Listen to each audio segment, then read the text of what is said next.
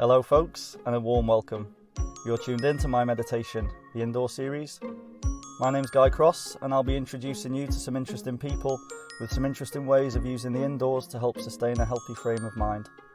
Sometimes, especially for outdoor lovers or people who can't physically leave the house, it can be hard to keep yourself occupied while confined to your home. I've always been curious as to how other people used indoor hobbies and activities to take care of themselves, and that curiosity led to the birth of this podcast series. My guests will talk about their favourite indoor hobby, and will go into depth of how it helps them find peace of mind. Hopefully one of, if not many of the hobbies within this series will help you, or at the very least inspire you. And that's the whole aim of these podcasts, to fill you with ideas that maybe you hadn't thought of before, and to hear some positive, encouraging, real-life stories from my guests. Sometimes, just hearing someone else's perspective on a hobby or activity gives you a fresh new way of looking at it, which can't be a bad thing, right? So without further ado, let's meet this week's guest. Hello everyone. So this week I'm with Trina King, who's from Buckley in North Wales. She works as a tattoo artist and a body piercer, and she has a huge passion for art in general.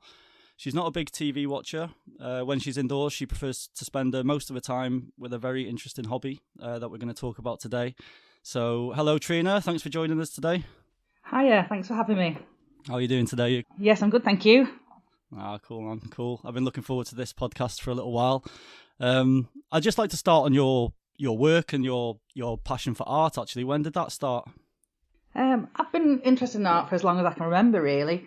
I loved it in school. I wasn't particularly brilliant at it, but I just really enjoyed the process. And then I carried it on into college because I didn't really know what else to do with myself at that point. And just found myself going down that road, really. Yeah, no, it's great. And like you said, you weren't great at it to begin with, but practice makes perfect, right? Exactly, yeah. No one's born an amazing artist. It's all practice, practice, practice. Yeah, exactly. And I mean, you must be quite confident now with doing tattooing. I mean, you're putting things on people's bodies permanently, so you must have a bit of confidence to do that. Yeah, it does take a bit of confidence, definitely. Yeah, it's something that's not very easy to get into, but once you're into it, it seems to go quite well. Well, it has done for me so far. And when did you start tattooing? I came into it quite late, to be honest. I tried to get into it in my 20s, couldn't get into any studios, and then I was just lucky enough to fall into a studio in my 30s. So I've started it quite late, really. Yeah. And is it a lot different to, well, I guess it's a lot different to drawing on paper. I mean, do you find there's a lot more pressure because... Oh, yeah. Yeah, a lot more pressure, definitely. It's a whole different ballgame to on paper. The skin is very, what's the word? Different to paper, basically. Yeah. No, and I guess it's not quite as therapeutic, I guess, as normal art. It can be. When you're in your zone with it and things are going well and you're doing your style of tattoo that you really enjoy doing, it does tend to flow well and you do get in the zone like you do with all art, I guess. Yeah.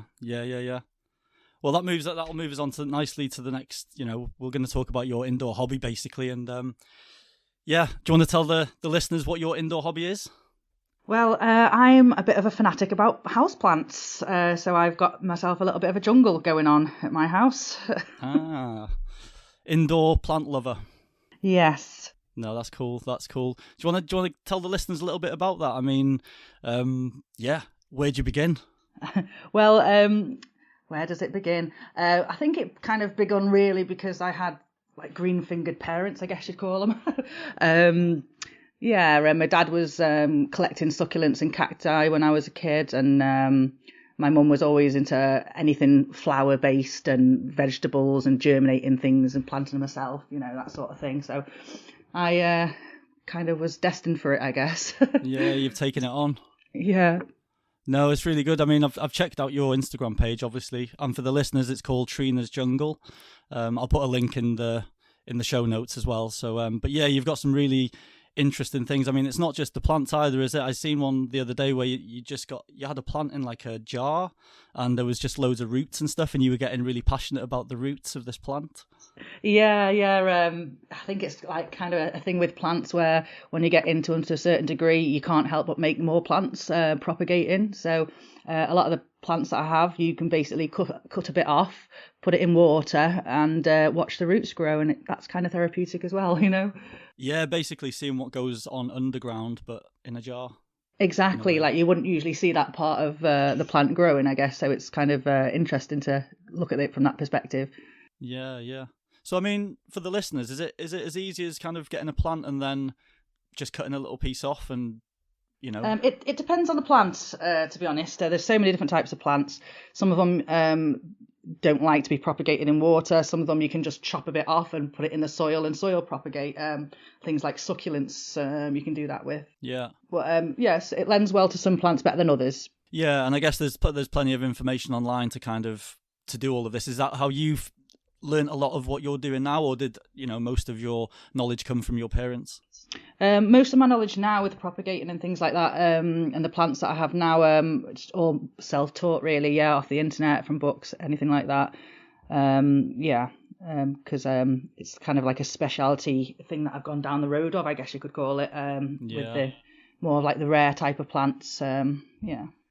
Yeah, that's what I was going to say, actually. I was going to lead on to is the different types of climates plants need, and obviously like cactus, they need, they're happy in the dry weather, but then obviously you have ones that need a lot of moisture and stuff. So how do you deal with plants that need different needs?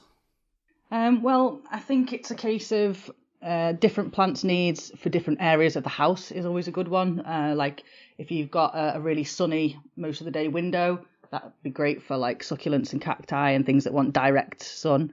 And then quite a lot of the other types that I have don't really need direct sun, so they don't need to be like in full sun in a window. They could be in most places in a room, I guess. Low to medium light, and they're quite happy really. And they're mainly jungle plants that I have in those conditions around my bedroom is filled with jungle plants. Okay, is that where the name Trina's Jungle came from? Yeah, exactly. Yeah. So they're from like all different places around the world, like Mexico and tropical places like that. Yeah, it's got quite a mixed bag really of all different types from different places. No, that's cool. And I mean, do you? I just talked before about that one I seen in the jar with the roots and stuff. But do you have plants that you would specifically kind of grow in a jar as well, or are plants generally like outside, so to speak? I mean, the ones I grow in jars, a lot of the time I'm mainly just propagating them, so I'm making more of them. That's why they're sort of in a jar. So I'll cut a bit off, and a lot of the time my type of plants, the aroids, they have like a aerial root.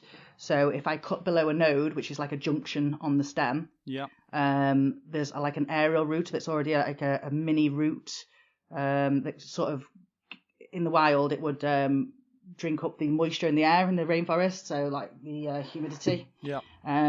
So if I cut that off and I put it in either some water or maybe some moss, like some sphagnum moss, which you can get from like B&Q or wherever, they will also root in that as well. So the jar thing is just like a way of making more plants, I guess. And being able to see the roots while they develop. To see what's going on underneath, kind of thing. All the other type of plants that are mature plants, already formed plants. A lot of the time they're not really in jars; they are just in like a normal pot, Mostly with plants, their main requirements are getting the water in right and the light right. If you can get the water in and the light right, you're pretty much sound with the whole process. And that's what I was going to ask, actually. Like if someone's got like a spare room but it's a little bit dark, are you able to use like fake light, so to speak, like lamps and stuff? I've only recently started with the grow lights. I've just got like a relatively cheap one that plugs in, and it's got like a 3-pronged light array on it, and you can sort of like position them how you want them. I've only been using that for maybe 6 to 9 months, something like that, and so far it's going well. The only reason I got them was because over the winter months, when your light is a little bit lesser than usual, I think I was just giving my plants a boost, in the darker corners. So they do help. Cool. I'm just thinking, for the listeners, they might be interested in doing this, but they're thinking, well, I haven't really got a room that has a lot of light. It's just an option, isn't it? That you can still do this this hobby, even with the help of some lamps and stuff, which is great. Yeah, definitely. I mean, I follow other Instagram pages who are in apartments or basements, and they've got no natural light, and they do everything via, lights. So Yeah, it is definitely doable. It doesn't make your plants unhealthy. You just got to get the right amount of light for the right plant. Again, same sort of situation. Yeah. It's crazy. It's just like getting the mixture right, basically, isn't it? It's like making a cake. Exactly. You got to get the right ingredients right, and then you end up with the perfect cake. Exactly. Like most people would kill a plant by overwatering. That is the fastest way to kill a plant, overwatering. Yeah, right. People kill them with love. Yeah, trying to give them too much, yeah. Exactly. No, that's cool. And have you got plants that, well, I guess there is plants that prefer the dark. Do you go down that kind of avenue, or are they more kind of... Dark wise, like no plant really wants to thrive in the dark as such. They can survive in relatively low light, but if you give them no light at all, they will just go pretty much dormant or die. They need the chlorophyll to be able to photosynthesize and produce the energy it needs. So. Yeah. I guess I was thinking more kind of like fungi and moss and that kind of stuff. Oh yeah, I haven't gone down the fungi route. No, but not I would be interested to. Yeah, not yet. It's on my list of things to get into, though.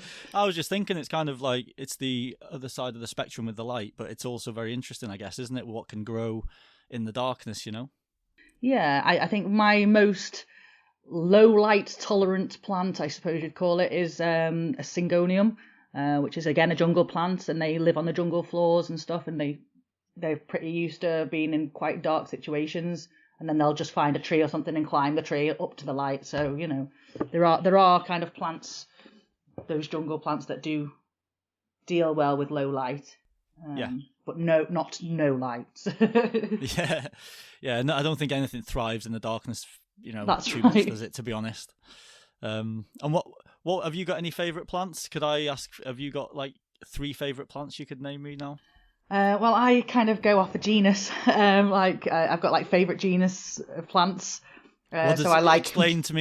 Explain to me what that is, and the listeners, because these are words we probably won't understand. It's like the category, the family, the category, I suppose you'd call it. Yeah. So everyone will probably be like, they'd know what a monstera was. It's quite a popular plant. There were big leaves that are split. People call them a Swiss cheese plant. A lot of people know what that plant is. That's a monstera, but there's like thousands of types of monstera. So I quite like that genus. I like quite a few. Yeah. I bet. You've got many to choose from. Yeah. And do you know, are you good with all the names? I mean, I'm all right. I'm not too bad. Yeah, some of them are hard to remember. Some of them kind of roll off the tongue. And you find this very therapeutic, then, I'm guessing, right? It's, yeah, I do. Yeah, everything from just like the new leaves that come on them, to watching the roots grow, to watering them. It's all kind of tending to them. I guess it's good for the soul. It's good for the psyche. Yeah, definitely. It's like you're helping something grow, and I can see how it's very therapeutic. Yeah, definitely. Exactly. You nurture them, they nurture you. Yeah. Your house must be very green. It is, and I must have the best oxygen around. I was going to say, yeah, I mean, there's another benefit, isn't it? Well, yeah. Your house must be full of it. I have a good night's sleep most nights, so I put that down to the good oxygen that I'm surrounded by. Yeah, that's it. Pure oxygen. Yeah, that's it. So, has there been a time in your life where you've like felt quite low, like really, a bit depressed or down, and where your plants have kind of helped you through? Yeah, I guess so. During the pandemic, being quite isolated away from everybody, I think my passion for plants kind of took a step up, I guess, at that point. Right. Because I had a lot more time on my hand, not being able to work. Yeah, I guess you weren't able to. You mean the tattooing? Yeah, and that's the piercing, right. Yeah, right? I had to kind of stop. Yeah, I mean, I was doing like a portrait challenge that I set myself to keep me busy and things like that. But I was finding that I was spending a lot more time with the plants, and I was doing a few plant swaps on Facebook pages. That's another good thing that people can do if they haven't got that much money for plants. If they've got a few plants of their own, they can swap on the plant pages and ask advice as well. If they're having any plant problems. Oh, that's cool. Yeah, that's like a really good community there as well as Instagram. Oh, I'll have to get the. I'll get the link off you for that, and I'll put it in the show notes for the listeners in case they're kind of interested in, checking that page out as well. Yeah, brilliant.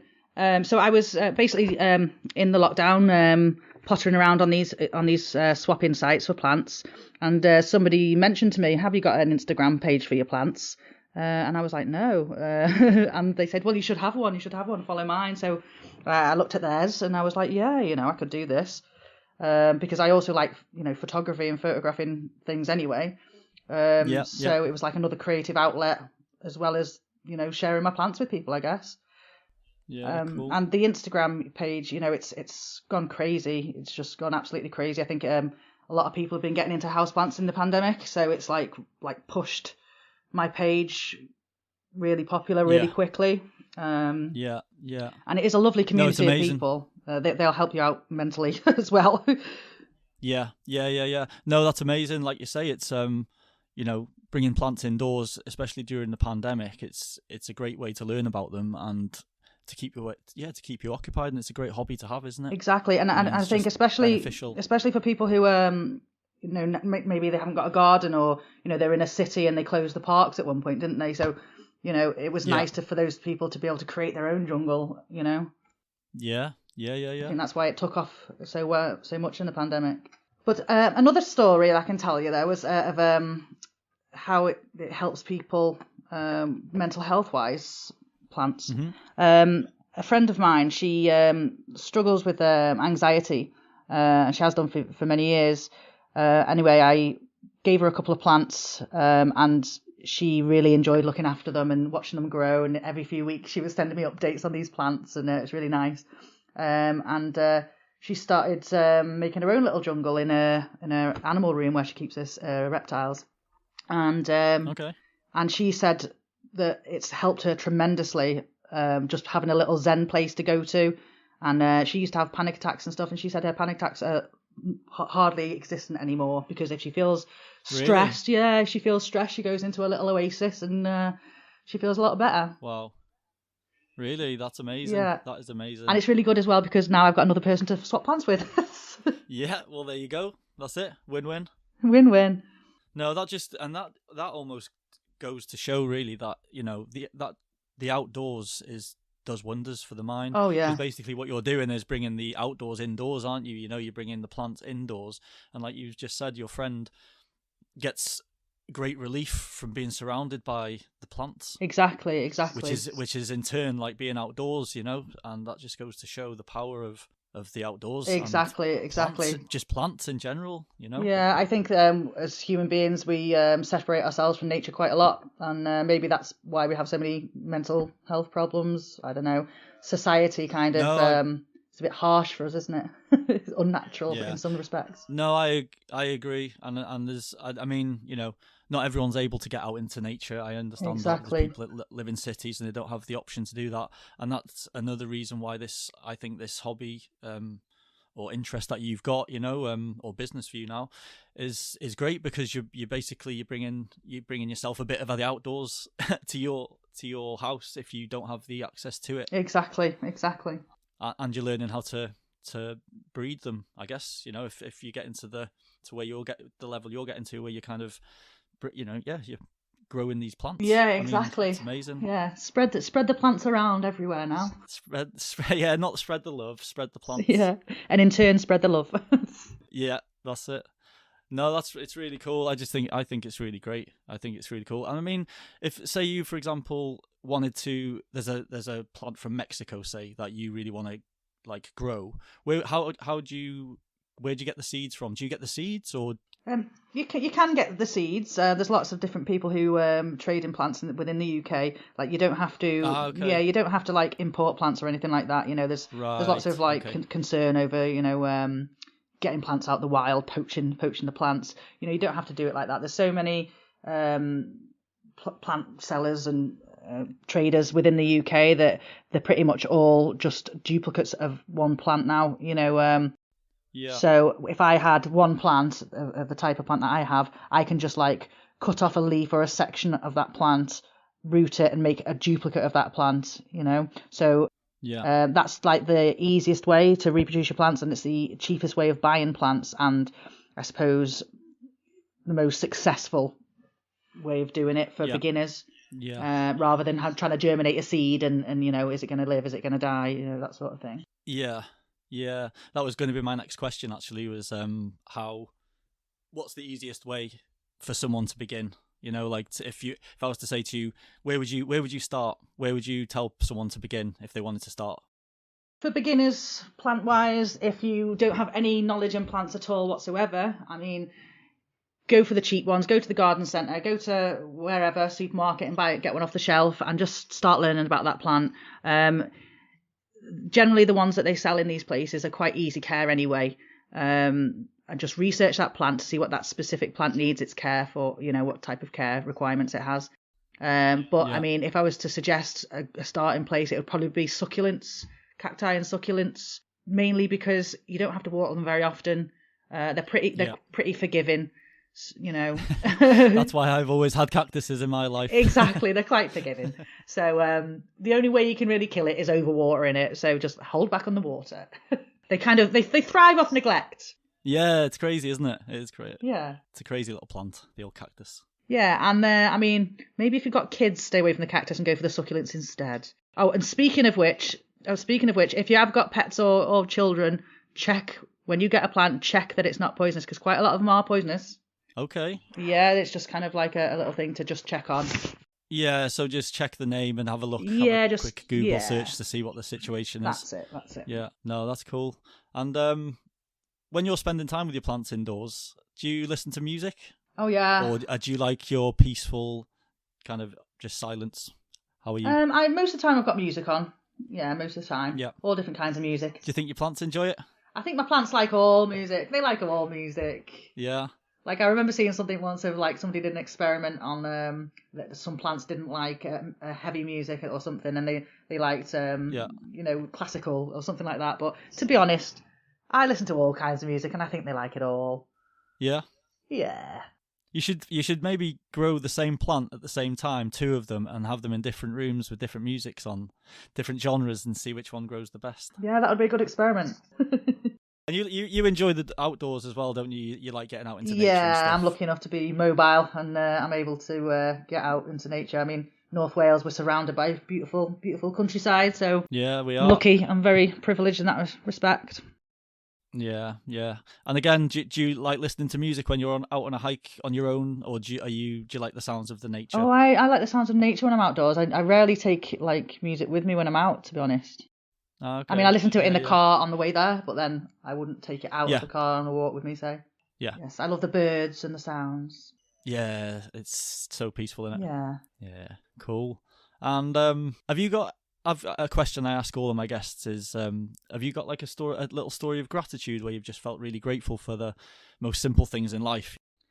I think I do feel grateful for all the simple things in life. I think watching like plants grow is a pretty simple thing, but I'm pretty grateful to be able to have the space to have them. And yeah, I don't know if I can think of any particular story of gratitude, but I think it's important for everyone just to be grateful of what they have in general. And especially with the situation that we're all in, kind of, as we're recording this, we're all kind of in lockdown and the world's kind of on its arse, so to speak. Yeah.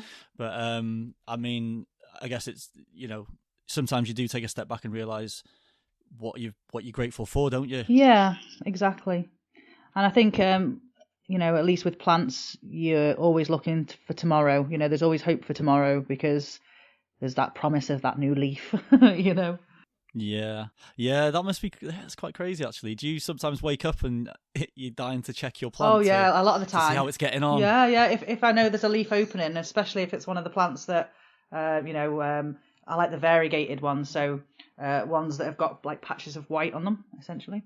Yeah. Or that doesn't have to be white, it could be yellow, but a lot of those ones, you never know how the leaf's going to open, so it could, that the pattern on it, you don't know how every leaf will be different. So those ones I Yeah. find quite interesting to watch unfold.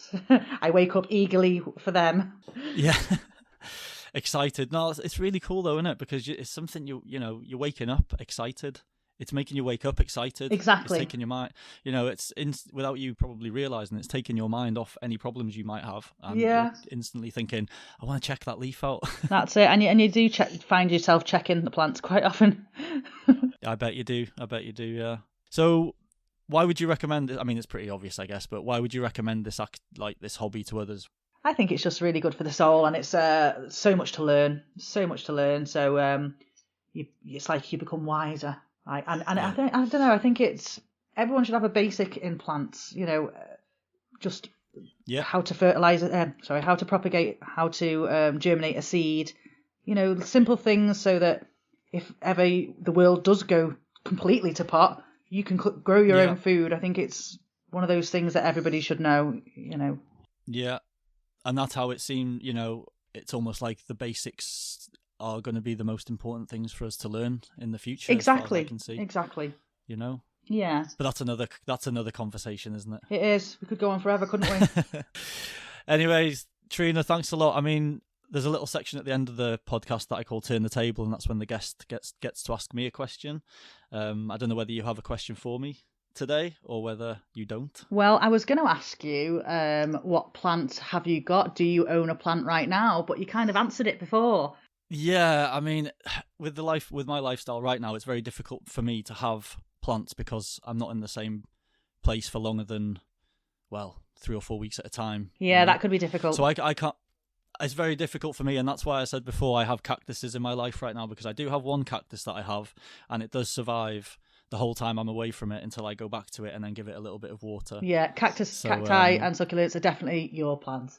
Yeah, succulent. Maybe I should look into getting some succulents, but no, if and when I settle, I would love to have a lot of plants and to know a lot about them as well. Like what you're doing basically, and have, because you need to know about them, don't you? If you want to have them and you want to have healthy plants around your house, you need to kind of know how to treat them. Oh, yeah, definitely. Like you said, then you need, even if it's just the basics of how much water you need to give it a day or how much light it needs a day, it's all going to make a difference, isn't it? It certainly is.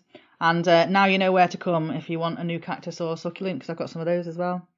I'll check your Instagram page out as soon as I get off this. Now I'll be checking it out and I'll be putting my order in. Yeah, go for it. And just for the listeners, I guess, are you selling these plants now? Is this like a business that you're making out of your hobby? A lot of the time I'm just, when I take cuttings, sometimes I'll sell them or sometimes I'll use them to swap with other plant people. I wouldn't say it was a business just yet. It's more just of the odd sale, I suppose. I mean, I could go further down the route of a business with it, but I am very pushed for time with my day job, so it would have to depend on whether we go back into another lockdown, I suppose. If we're indefinitely in and out of lockdowns, then I might change my business to the plant world full time. Yeah, well, yeah, I can understand that. Yeah, but for now I'm chocker with clients at the moment, because obviously everyone's been waiting for months to get going with tattooing, so I'll have to deal with all that over the next few months. Yeah. Well, I suppose it's quite a nice change for you as well, and you'll get your therapeutic fix out of that also, won't you? So yeah, it'd be good to get back to work, a bit of normality. Yeah. Well, thanks a lot, Trina. It's been great chatting to you today, and I'm sure you've given the listeners loads to think about, and hopefully they'll pick up a new little hobby or something and get their little green fingers out and give some plants a go. Yeah, hopefully. I think it's good for everybody to do that. Definitely. Yeah, and like I said, I'll put Trina's the link to her Instagram page in the show notes. So yeah, no problem. Any questions you've got, I'm guessing you'll be happy to ask, happy to respond. Yeah, no, I help people with planty problems all the time. Yeah, just give me a message on my Instagram and I'll get back to you when I can. I've got quite a few people I help, beginners, so it's fine. Yeah. Everyone's got to start somewhere, right? Exactly, and it can be stressful if you've just bought your first expensive plant and you think things are going wrong. You need somebody to ask. So yeah, I'm happy to answer questions. Like the plant doctor. Yeah, I'll do what I can. And a lot of the time, if I can't help, I'll pass you on to somebody I think who can. Yeah, like you say, sounds like you've got a good community in that group page as well. Oh, it's a wonderful community on Instagram for the plants. Yeah. Okay, Trina, that's the end of that. All right, well, thank you for having me. No, thanks for talking to us. I've enjoyed it thoroughly. Cheers. Thanks a lot. Thank you. Okay, take care. Bye. Bye now, bye. Bye. What an interesting chat that was. Trina is clearly very passionate about flora, and so much so that she's turned her living space into a little jungle. Her choice of meditation is not only therapeutic, but it's also very educational. Personally, I think knowledge about plants and how to grow certain ones is going to be very beneficial in the future, and I believe that these skills should be part of our school curriculum. Ironically, when I was recording this episode with Trina, I was doing some voluntary work on a farm here in Wales, and I ended up spending most of my time tending to the vegetable garden and greenhouse. Synchronicity. I learnt a lot about the growing procedure of certain fruit and veg, and now I feel more confident to grow my own foods in the future. Every day's a school day. I'll leave the link to Trina's Instagram page in the show notes, and if you have any questions plant related, she's more than happy to point you in the right direction. Thank you once again for tuning in. If you want to join us over on Facebook and Instagram, then search for My Meditation Podcast. I'll leave the links to both in the show notes, as well as the link to the official My Meditation Podcast channel, which you're more than welcome to subscribe to. The Facebook and Instagram page offer positive, inspiring and light-hearted quotes, photos and videos designed to bring a little happiness into your life. If you found any value from this podcast, I'd highly appreciate it if you could rate it and review it. And if you're feeling extra passionate, then please feel free to share it with the world and spread the word. It all helps the channel grow, which in turn means we can reach more people, which means helping more people. These podcasts are getting released every fortnight, so I hope you can join us for the next, and who knows, it could be about an interesting hobby or activity that could possibly be a life changer for you. Until then, take care and have fun, folks. Peace.